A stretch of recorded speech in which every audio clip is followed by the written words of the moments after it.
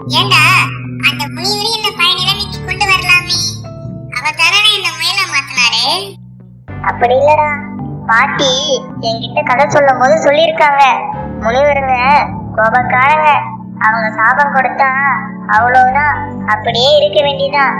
நாம ஏதோ தெரியாம செஞ்சதுனால நமக்கு சாப விமோச்சனம் சொல்லியிருக்காருடா. ஓ அப்படியா என்று தேஜா மாறா இருவரும் பேசிக்கொண்டே காட்டின் உள்ளே சென்று கொண்டிருந்தனர்.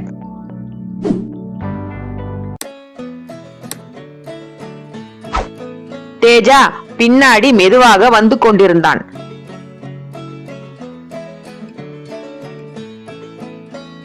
ஆனால் முயல் மாறா மட்டும் முன்னாடி வேகமாக ஓடிக்கொண்டிருந்தான்.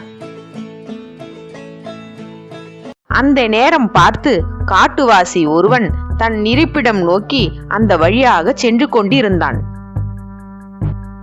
முன்னால் முயல் ஓடுவதை பார்த்து பின்னாடியே சென்று